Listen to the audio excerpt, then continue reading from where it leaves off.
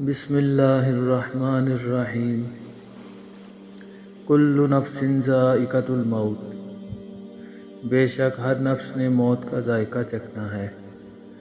یہ آیت تو تقریباً ہر انسان نے سنی ہوگی اور اس کا ترجمہ بھی اسے آتا ہوگا، مگر اس کے اصل معنی سمجھنے کے لیے آپ اگر اس کو اس حدیث کے ساتھ ملا کر پڑھیں تو آپ کو پتہ چلے گا کہ اس کا اصل مقصد کیا ہے اور اللہ تعالیٰ آپ کی توجہ کس طرف مبذول کروانا چاہتا ہے۔ حضرت ابو ہریرہ رضی اللہ تعالیٰ عنہ سے بیان ہے کہ اللہ تعالیٰ نے موسیٰ علیہ السلام کے پاس ملک الموت کو بھیجا۔ جب ملک الموت موسیٰ علیہ السلام کے پاس آئے تو موسیٰ علیہ السلام نے ان کو ایک تھپڑ مار دیا۔ ملک الموت دوبارہ اللہ تعالیٰ کے پاس گئے اور عرض کیا کہ آپ نے اپنے ایک ایسے بندے کے پاس مجھے بھیجا جو موت کے لیے تیار نہیں۔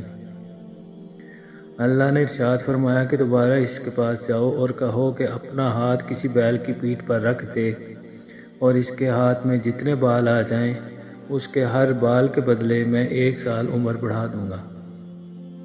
ملک الموت دوبارہ حضرت موسیٰ علیہ السلام کے پاس آئے اور اللہ کا فیصلہ سنایا۔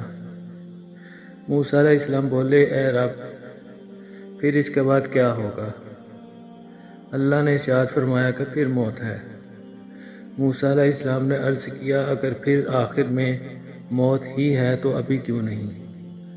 حدیث میں جس انسان کا ذکر کیا گیا ہے وہ کوئی عام انسان نہیں، وہ اللہ تعالیٰ کا اولو العزم پیغمبر حضرت موسیٰ علیہ السلام ہیں۔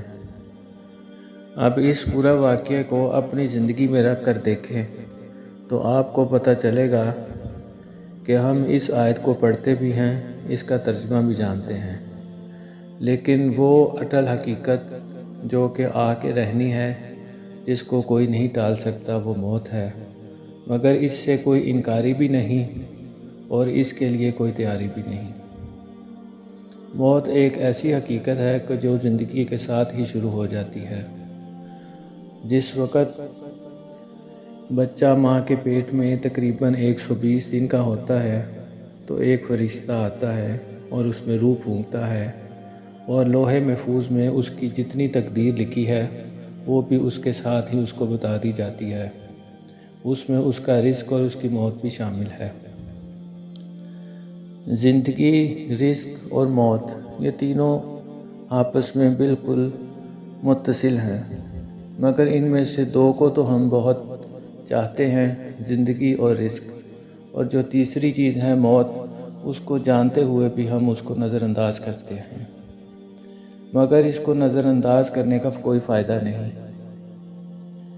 یہ آ کر رہے گی اور ہر نفس کو اس کا ذائقہ چکھنا ہے، وہ بے شک عام انسان ہو، ہماری طرح گناہ گار، یا کوئی معصوم نبی ہو جس طرح حضرت موسیٰ علیہ السلام تھے۔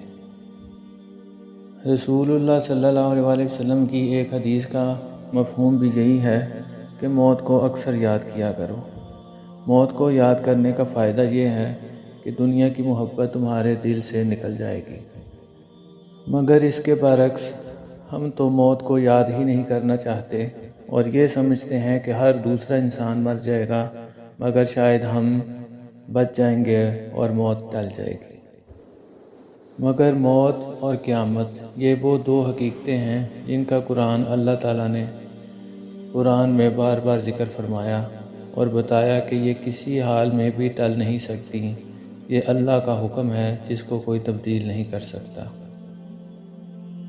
اس آیت کو پڑھیں، کل نفس ذائقۃ الموت، پھر اس کا مطلب پڑھیں اور حدیث بخاری شریف میں جو واقعہ حضرت ابو ہریرہ رضی اللہ تعالیٰ عنہ نے نقل کیا ہے اس کو اس کے ساتھ ملا کر پڑھیں تو آپ کو احساس ہوگا کہ موت کتنی بڑی حقیقت ہے۔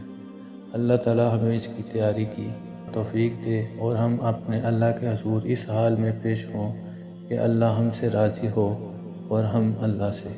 آمین۔